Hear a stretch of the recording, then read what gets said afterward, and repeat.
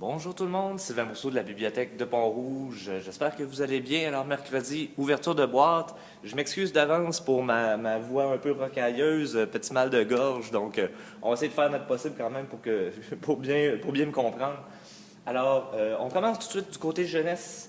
Alors on y va avec une suggestion qui nous a été faite de Bonsaïka, donc Diane Lavoie qui a écrit ça. Il paraîtrait que ça aurait rapport avec Pont-Rouge. Il y aurait un lien à faire avec ce livre-là.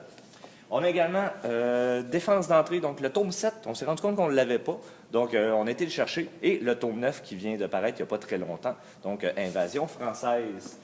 Pour ceux qui ont suivi la série de livres numéro 4, donc on a les héritages aux origines de la saga numéro 4. Donc, pour ceux qui ont aimé la série, vous allez pouvoir reculer un petit peu dans le passé, essayer de comprendre l'origine des personnages. Au niveau des BD, donc, on a le tout dernier, Les Petits Diables, donc le tome 25. Et on a également le plus récent, Des Femmes en blanc, donc 9 mois de gros stress. C'est ce qu'on a pour du côté jeunesse. On en a plus du côté adulte cette semaine.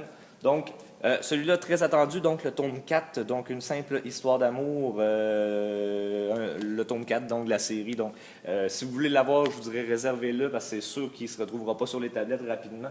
Les gens vont se le passer d'une personne à l'autre. On a également le tome 2 de La Justicière. On va avoir le dernier de Christine Brouillette, À qui la faute? Une autre enquête de Maude Graham.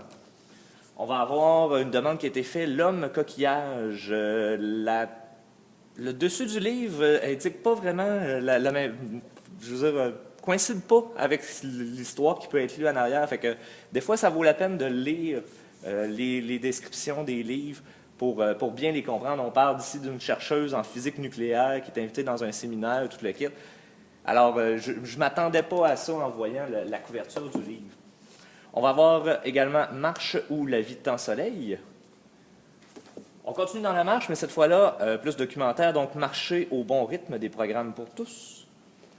On va avoir Vivre simplement, sortir du chaos moderne et s'offrir une vie plus douce. Également, N'avalez pas tout ce qu'on vous dit, donc sur les super aliments, les détox, les calories, les autres pièges alimentaires. Donc, ces livres-là, habituellement, c'est bien apprécié. Et on termine avec une BD adulte sur l'histoire de Calamity Jane, une BD qui est faite noir et blanc, donc très très belle. C'est les premières années, il y a un deuxième tome qu'on aura éventuellement si c'est populaire. Alors, c'est ce qu'on avait pour cette semaine dans la boîte. Alors, je vous rappelle qu'on a le rallye de compte qui s'en vient bientôt. Il nous manque encore un bénévole, s'il vous plaît. On avait besoin de 4 bénévoles, on en a déjà 3, il nous en manque un. On a besoin de quelqu'un pour que l'activité ait lieu. Donc, et il y a eu un changement d'horaire, malgré le fait que sur le tableau indicateur devant l'aréna, ce matin, je me suis rendu compte que l'heure n'avait pas encore été changée.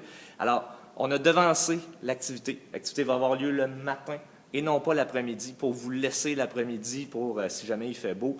On comprend que vous n'avez peut-être pas le goût de venir à la bibliothèque quand il fait beau, vous avez plus le goût d'être sur le bord de votre piscine et on comprend ça. On aurait besoin d'un bénévole, donc de 9 h à midi, sur les mêmes heures d'ouverture que la bibliothèque, pour venir lire des contes, poser des petites questions aux jeunes.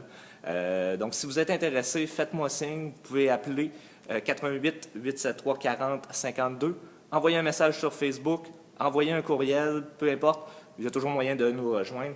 Alors, si ça vous intéresse, faites-nous signe. Sinon, à tous, je vous souhaite une très, très bonne semaine. Profitez-en pour lire. Dehors, il fait très, très beau. Bonne journée.